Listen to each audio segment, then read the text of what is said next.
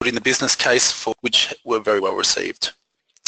As CitySwitch expands from an energy efficiency program into a sustainability program, it was obvious that our signatories were particularly interested in learning more about waste management.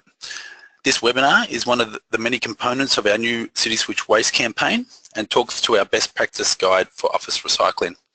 In the coming weeks, we will be releasing this guide along with various articles, case studies, as well as our waste assessment tool, which I will be discussing a little later on in this webinar. If you do have any questions throughout the webinar, please put them in the question box on the right-hand side of your screen, and Ellen or myself will address them at different junctions throughout the webinar. So without any further ado, we've got a good number of people online now. I will let Ellen take over. Great, thank you, Jeff. I'd like to welcome everyone to the webinar, Building the Business Case for Better Waste Outcomes. For the next 40 minutes, we'll be talking about waste, which is probably over most of your lunch hour. So hopefully you enjoyed the presentation this afternoon. Thank you.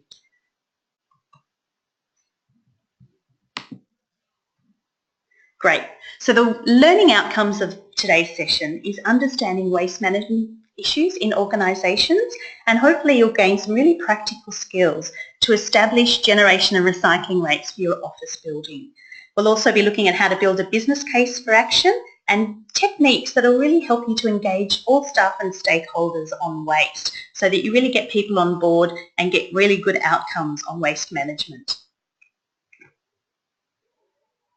So I'm going to start off with a very, very brief introduction to waste, and I'm going to give you a bit of an Australian context to waste. And the first slide, it's probably a bit of an unusual slide, but I think it's a really good one to consider the Australians' history. I don't know if anyone knows exactly what this slide is, but it's actually a midden. So this midden was taken from a place in Black Rock, right near where I live. It's about 10,000 years old, and it represents 10,000 years of waste in Australia. So what you see there is what the Aboriginal people used to leave behind when they were at a campfire. There's bits of bone, shells, stone, tools and implements, maybe some charcoal, and that represents, over the past 120,000 years, the waste profile of Australia. Now, if we come up to date and look in the last 200 years, we have a very, very different picture of waste in Australia. As you can see, the volumes of waste and the types of waste have changed very significantly. And a few stats, just to get your head spinning in terms of waste. Australia is actually the second biggest producer of waste in the world per person. And it's sometimes very hard to give waste statistics a form. So what I've chosen here is an Indian rhinoceros.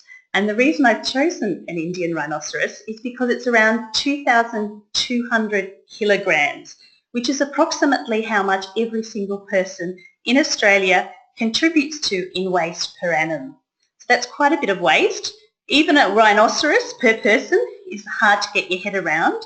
It's basically like throwing out 2 loaves of bread every hour of every day of every week of every month for a whole year. That's the sort of volume of waste we're talking about that Australians are generating. So it's quite a lot of waste. Approximately 60% of the waste is recycled, so 40% ends up in landfill. And of this waste in the last 10 years, this has actually doubled. So this rhinoceros was half the size 10 years ago. So in 10 years, we've seen a huge increase in the amount of waste being generated in Australia. So that is my very, very brief introduction to waste. There are the conservation issues which are related to the rhinoceros, which I'm not going into. But basically, I wanted to give you a sense that we produce a lot of waste in Australia and how businesses contribute and can do a lot better in terms of their waste management practices. So we'll move on to understanding of waste management issues in office-based organisations. Having worked with organisations for a number of years, there are, I would say, probably 4 main challenges that organisations face in relation to their waste. The first one is understanding the material flows. Most organisations have very little knowledge of how much waste they generate, how much it costs to generate that waste, where it goes, etc. So the first challenge for an organisation is actually to understand those material flows, to start to measure and then report on waste. They're the first main challenges that an organisation needs to undertake if they want to get a better understanding of what they're contributing to the waste profile. The third thing, which is probably the most difficult, and I find that organisations take a while to get to stage 3, is actually looking towards the reduction of waste. So once you have understood your material flows and you can measure and report on waste, looking at ways you can actually reduce waste being generated. It takes a while to start heading towards a zero waste to landfill policy, but a lot of organisations, once they've been working with their waste for a long time, start to set really high targets in terms of minimising waste being created in the first place. And part of this process for organisations is engaging people. And it's engaging people at all levels. It's getting your building managers on board, your waste contractors, your cleaners, working with staff, procurement. The whole process of engaging an organisation in waste is getting people on board. Waste is created by people. Without people, we wouldn't have this sort of waste being produced. So you really need to be engaging and working with people in your organisation to make a difference in terms of reducing waste to landfill. Part of understanding the material flows is also understanding material flows on a much bigger scale, where our materials and products come from. So if we look at a material flow cycle, you can actually see that resources are taken, raw resources are taken from sometimes the earth, sometimes they're extracted as minerals, and they're then used in manufacturing processes to create products. So there's a process of resource extraction and then manufacturing and transport before it even gets to our business.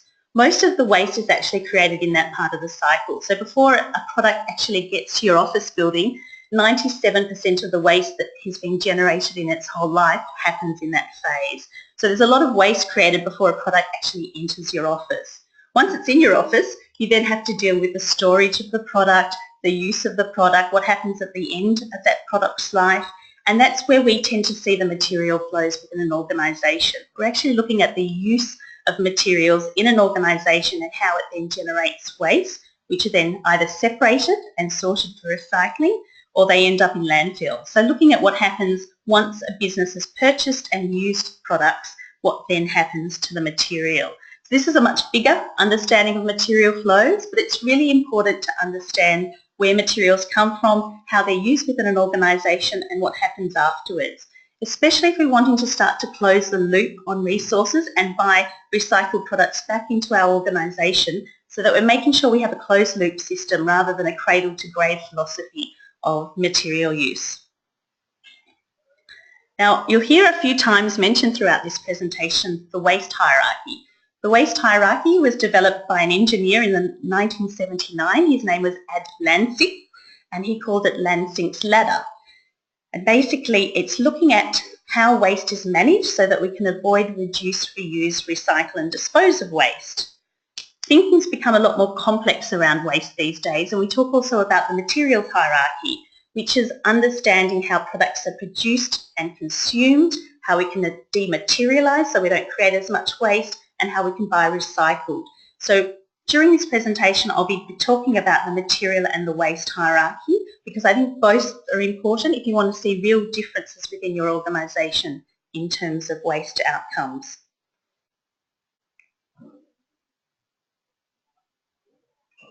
Now, some of the practical skills. There are a lot of practical skills that can be used to actually measure and report on waste. And I'm going to go through a few of them, and then Jeff will come in and talk about the assessment tools that CitySwitch has developed. The big question is for your organisation is why measure waste? It's really good to think, can you off the top of your head tell me how much waste your organisation generates per person? Can you tell me off the top of your head how much it costs your organisation to dispose of waste? How much of this data does your organisation already have? So the purpose of actually undertaking waste measurements is to get a better understanding of what's actually happening at your organisation, what's happening in terms of purchasing behaviours, as well as staff behaviours, what's happening with the cleaning contractors, what's happening with building management. So you're understanding how materials move throughout your business and how waste is created. So you're looking at the flow of materials. You're also wanting to collect some data to find out how much is actually being created, how much is being recycled, what's the potential for further recycling, and what's the potential to reduce waste overall. You're also going to look at purchasing behaviours. A lot of waste can be prevented through understanding the purchasing cycle, and as well as looking at people's behaviours. What are people currently doing with things once they're finished with them? How are materials and products being used? So how to conduct a waste assessment. It's pretty simple. There's 4 main steps, and I'm going to go through each of the steps. From scope the assessment, Jeff will talk about using the CitySwitch assessment tool. I'll give a very brief outline of conducting a waste audit. You'll then look at interpreting the data and developing an action plan. And that's pretty much it. This is what we'll be covering for the majority of the webinar today. Scoping the assessment. This is probably the most important step of the process that gets overlooked. It's something that if you don't do it well, you can jump into an assessment and not get the right data or not get the right results that you need.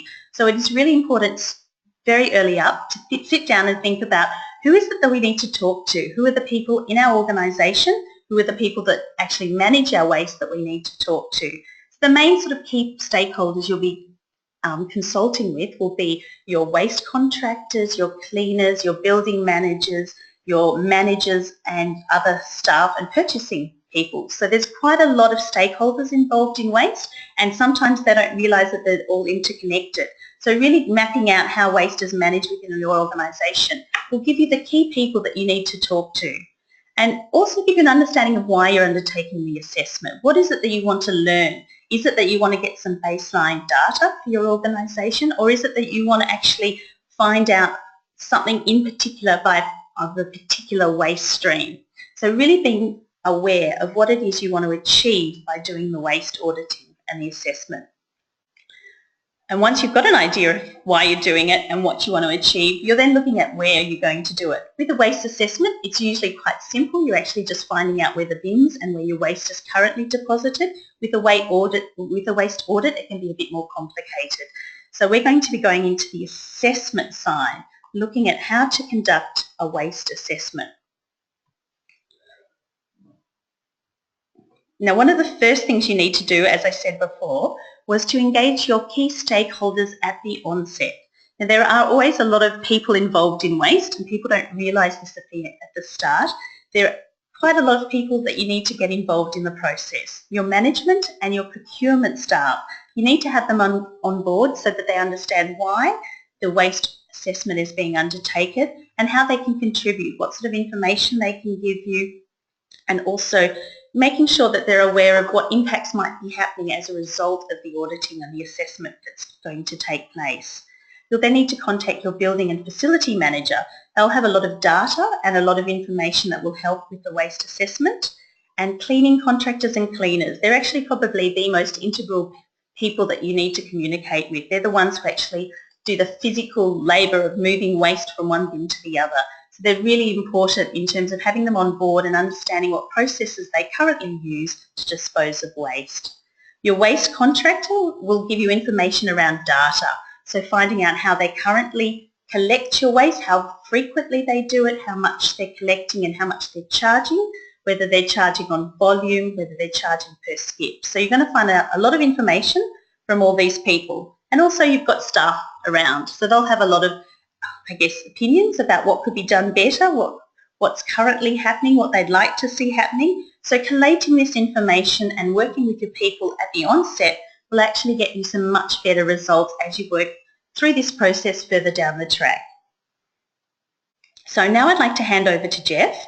Jeff is going to be talking about the CitySwitch assessment tool. Thanks very much, Ellen. Look, the main 2 purposes of developing this waste assessment tool was to first start that conversation between yourselves and your stakeholders. As Ellen suggested, it is an extremely important part of undertaking a waste management strategy.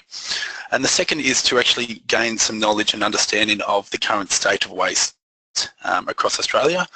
This will be as part of a larger piece of research that we will undertake in the coming 6 months. The first step to using the tool is to talk to your stakeholders and to actually find out when the bins are collected. It's an important step because you don't want to be checking bins that aren't at full capacity. Once you've found this out, you can actually schedule in your assessment. It's usually in the afternoons, so you can actually get some staff involved. The process of using the tool is actually very easy, as I've been out testing it with some signatories, and it's been a little bit of fun as well. As seen in the spreadsheet on the slide, you simply need a list to list the location of your bins, the waste stream of your bins, the size of your bins, and we do have a size comparison in that slide as well as the instructions in the tool itself, and how full the bin is by percentage. And there's a little piece of information on that slide as well that will give us that understanding, and they're the percentages that we will be using in the tool, so that 10, 25, 50, 75 and 100%.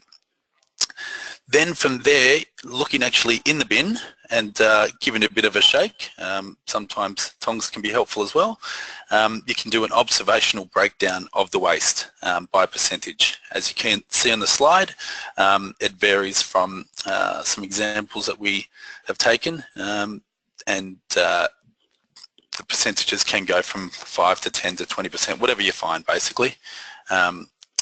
And we also do have a little section at the end there in red where you'll see the number of coffee cups in the stream. This is seems to be a particular of interest to a lot of signatories. I know I've worked with quite a few that have undertaken coffee cup campaigns, so we're looking forward to getting those figures and helping you on those specific targets. For those that are wondering what the sample size has to be, the tool allows a sample size to be flexible from the size of the area that you conduct the assessment to the number of days that you check the bins. But the important thing to remember is the more data you collect, the more accurate the results will be. The tool does allow for its calculations in the back end, so it will allow for minimal data, but it won't be as accurate, obviously. Once you have that data, you can then send into your local program manager or myself, which actually takes us to the next slide, the results. Thank you, Ellen. Once we have this data, we can produce your assessment report. The assessment report will detail your total waste generation, your total paper and coffee cup usage, your current recycling rates and potential rates, as seen on the top left graph, a simple action plan that will cover off on your various systems and how you can improve those. Further data analysis that really drills into the current waste versus the potential practices, both by waste stream and by location, and this will definitely help build that business case. And finally, we have information on your contamination levels and your resource losses or leakage. This is very much just a small snippet of what will be in the report, and it is a fairly detailed report. It can then be used as either your baseline data, depending on what your purposes of getting the report are, or to actually help build that business case for any future waste management practices. I wanted to take a quick poll, if technology allows us, on whether you can see yourself using a tool like this in your organisation.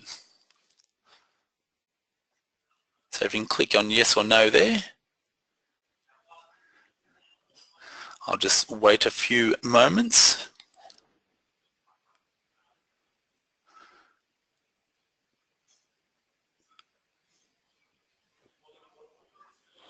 Fantastic. That's great to see that we have an overwhelming yes, which means that myself and other program managers will be following up with you and really be able to help you use this tool going forward and getting that report. That's all for me for now. Obviously, we'll be having a little bit more information about the tool at a later date when we send it out, but for now, I will hand back to Ellen.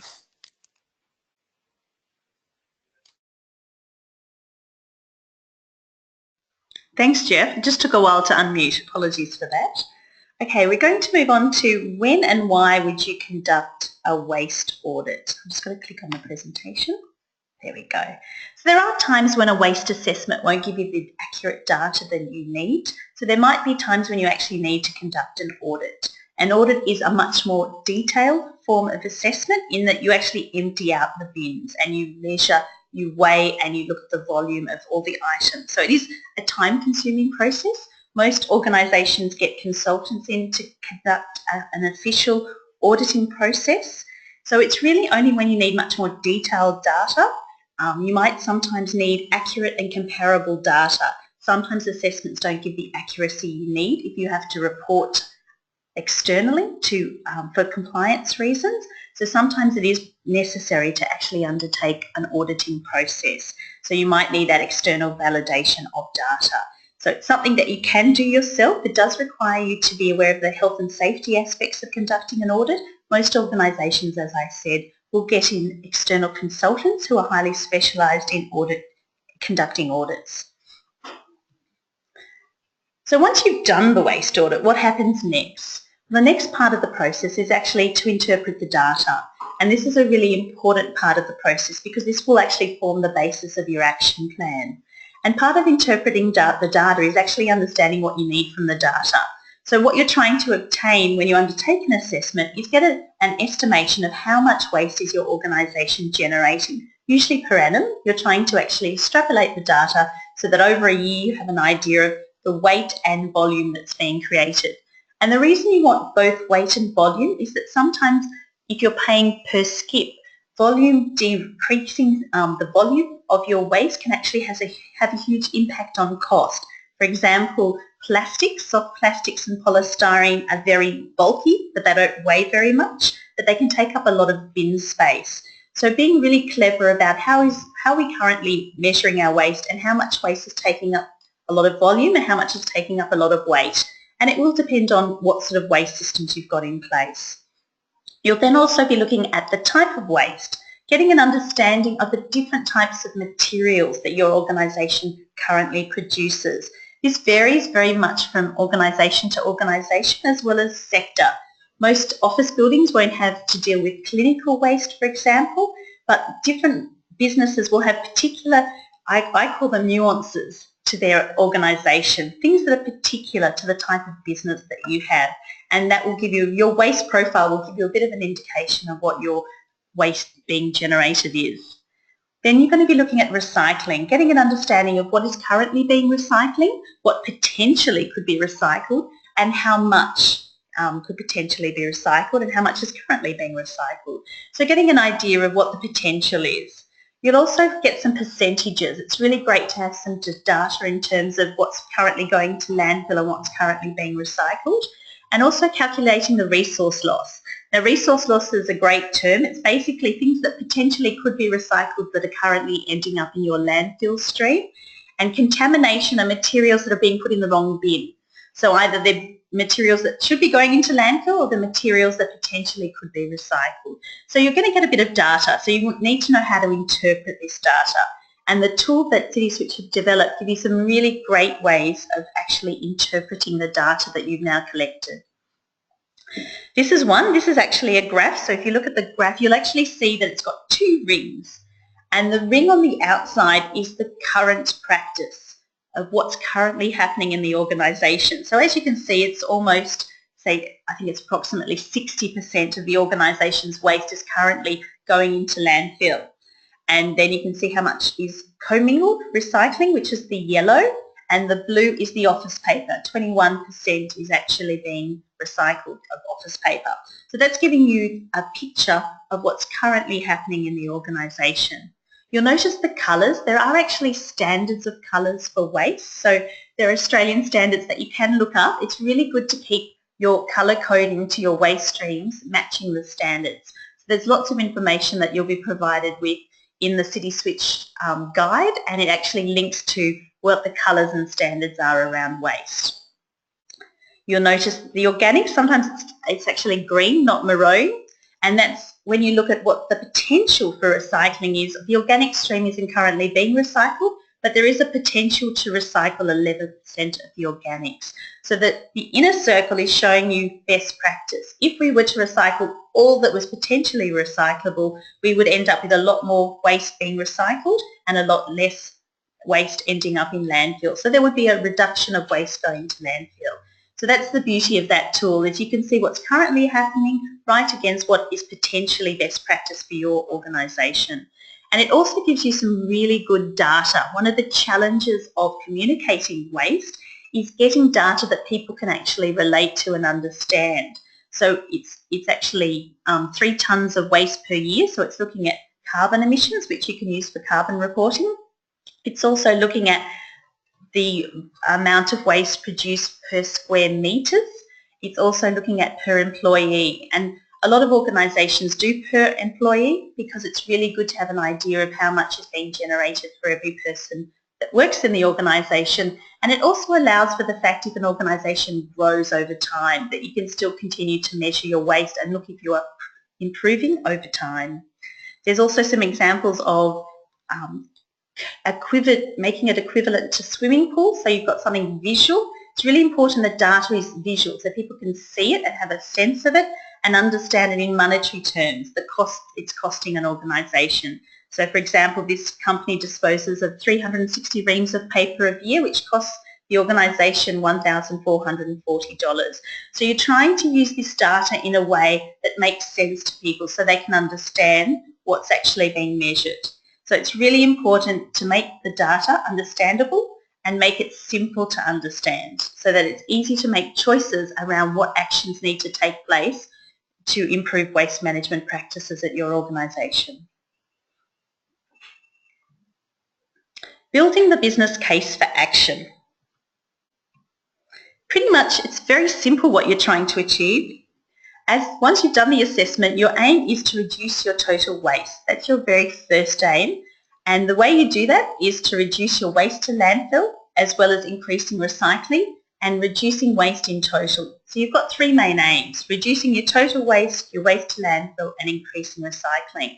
And the way you go about doing that is starting to set some targets. Now that you've got some basic baseline data for your organisation, or you've got some updated data for your organisation, you can start setting targets around diversion from landfill. You can also look at specific site situations. You might have a particular area of your organisation that you want to target, or a particular material that you want to improve on. It might be you want to reduce paper wastage by 20%. So you're starting to set some really concrete targets that can be aimed for and that you can start to implement some actions towards. Now there's a lot of key questions. Once you've got your data, this is where we go back to the waste hierarchy that I mentioned before and asking some key questions. So once you've got the waste data, you can ask about particular materials. Do we actually need this particular product? Do we need so much of it? Can we use it again? Can someone else use it or turn it into new products? Can the remaining waste be converted into energy? Can we dispose of the waste safely? So some key questions around the waste hierarchy, moving up the scale towards avoidance. So looking at all the materials that are currently being generated by your organisation and looking at where there are some quick wins so that you can actually get some changes happening quite quickly and which ones are a bit more difficult to do. So you'll start to map out which are the things we can do easily as an organisation to actually reduce our waste and increase our recycling rates, as well as what are some of the longer term strategies we might need to look at, which is reducing our waste overall. This is probably the most important part of the action planning, is developing an action plan. The tool actually comes out with some very first actions that you'll be able to put into your action plan. And when you're creating an action plan, it's important to think about at what level you're targeting that material in the hierarchy. So where you're actually recycling, where you're thinking about reuse, where you're thinking about reduction, and where you're thinking about avoidance. So actually leveling at what step is this action actually helping to reduce waste. You then put in a concrete action, what you're trying to achieve, and how you're going to measure it. I think the most important thing is to know over time, are we making a change? Is this having any impact, this particular action that we're implementing in our organisation? And who's responsible?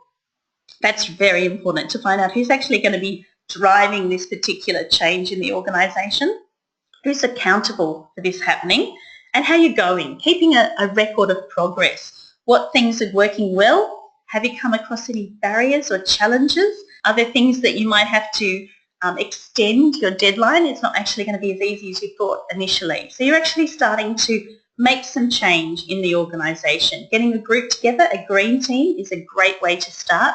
You might already have an environmental committee, or you might have some boards of management that want to take on waste as one particular action for your organisation. Engaging staff and building stakeholders. Engaging staff is absolutely key to the success of any changes in an organisation. And I'm talking about all staff within an organisation, from management right through to procurement to anyone who's working on the ground. Everyone has a relationship to waste. In fact, I'd be very surprised if there wasn't one person in the organisation that doesn't contribute to creating waste in the first place. I've had conversations with sustainability managers before, and they've told me that it's great, very easy to make changes and quick wins on energy, but with waste you really have to work with people, and that's true. You really do have to work with people. You need to have your staff on board, but you also need to make sure that they're really well informed as to what's happening and what's changing. This is probably the most important. Make it easy to do. Make it fun. Make it easy for your staff to actually help support you achieve your waste outcomes. Bin placement is really important. Knowing where to place the bins, how many bins to place. It can make quite a big difference. For example, removing bins from under the desk can increase recycling rates overnight. I know some organisations who have increased their recycling rates from 20 to 65% just from removing bins under desks. There can be a lot of resistance to this approach, but over time, if the staff see the benefits and you've actually got great data to support the fact that these changes have made a really good improvement for the organisation, it's much easier to justify it. So bin placement is really important.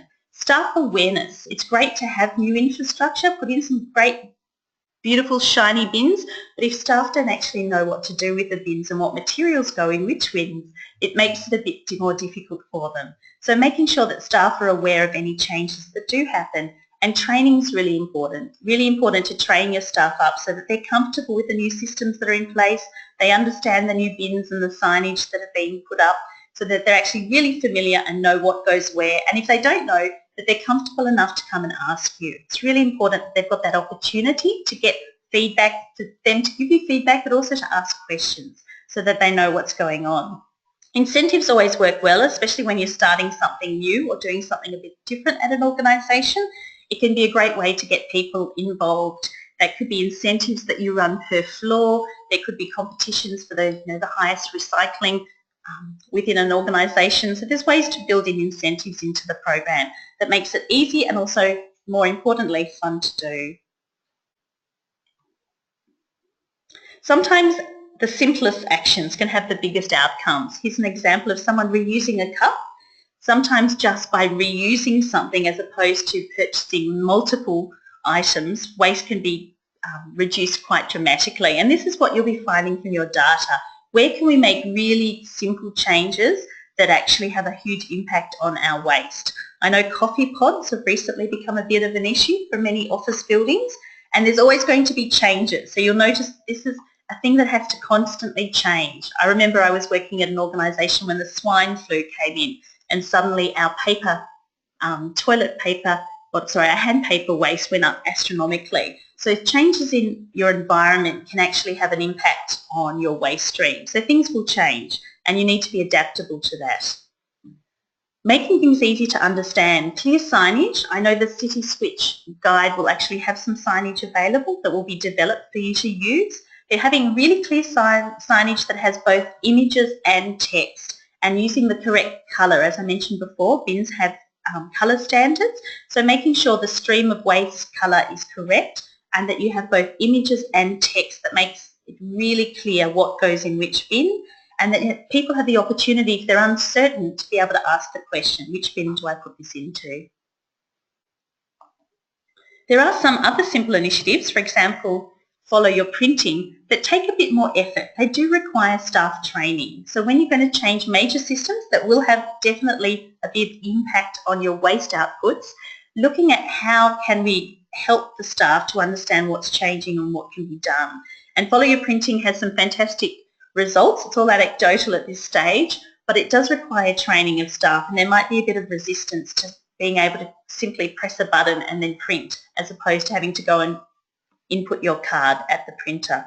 So it takes time. There's a lot of behaviour change involved in the process of engaging staff. Feedback. Feedback's probably the most important. Now, feedback doesn't happen at the end. Feedback's happening all the way through this process, from the time you start scoping your project to the time you're doing your assessment, through to the action planning and the implementation and what happens afterwards. So it's an ongoing project. It happens where you're giving updates at staff meetings, you're communicating through any sort of e-news that you might have. Person to person is a great way of getting that feedback as well. Having suggestion boxes that may work for your organisation. So finding out what techniques work best to get feedback from all the people and all the stakeholders involved. I'm a big fan of continuous improvement. One of the challenges for many organisations is they think, oh, we've done waste, we've done it once, that's it, we're finished. But actually waste is a continual process. Things are going to be changing over time. New wastes are going to emerge as you start assessing, you'll start to find there's new waste coming in and out of your business. So it is an ongoing process. It is recommended that you do at least 2 waste assessments per year. Some organisations do monthly assessments. It depends on the size and the nature of your organisation and how much data and reporting is important to you. But having an ongoing system to evaluate what's working and what's not working. And part of that will be embedding it into your organisation, embedding training into your organisation, so when staff are new and they're starting at your organisation, they know all about what happens with waste. You can also make sure that there's constant channels for providing feedback to both ways, so feedback can be 2 ways, keeping people in the loop on any changes that are going to happen, and making sure that you reinvigorate and adapt over time. If signage needs to be improved, improving the signage. If there's issues with a particular waste stream, you might need to then go back and train staff. So the whole point of continuous improvement is to start moving up that waste hierarchy and into the materials hierarchy so that you're actually reducing waste overall and increasing your recycling rates. We are getting to the very end of the seminar, but there are some fantastic resources. So today's seminar was to promote CitySwitch's Guide to Best Practice, which will be coming out in the next couple of weeks. It will be on the website, so you'll be able to download the best practice. You can go to Green Step's website today and download how to run engaging waste campaigns. And that will give you some ideas and some tips on how to get your staff involved in the process and excited about waste. One of the best ways to get staff involved is actually to conduct an audit with them or to get them involved in the assessment side. So getting your staff actually contributing to the waste assessment will have the biggest impact on your organisation. So I really highly encourage you to get staff involved. There are a lot of great resources. They're all also mentioned in the guide. These are the ones I use most regularly. businessrecycling.com.au. If you ever have any questions about what to recycle, when and how, that's the website to go to. There's also the Taste of Waste. It is Victorian focused, but it does give you an overview of the waste industry in Australia. So even though it has a case study of Victoria, it will give you a sense of how waste is managed as in a particular sector. There's great guides for business and also on waste contracts, which is a really important one for some of the big organisations, is getting some targets set into your waste contracts. Now we're moving on to the very end. I do have the presentation available, so I am going to make it available if you'd like to download it. And then I'm going to hand over to Jeff, who's going to sign us off for today. So the presentation is here.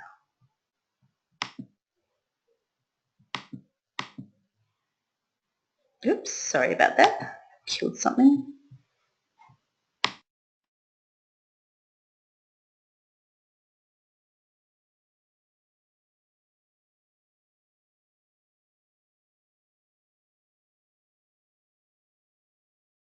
Thanks, Ellen. It's also in your handouts on the right-hand side. So if you click on there, you may be able to download the PDF file.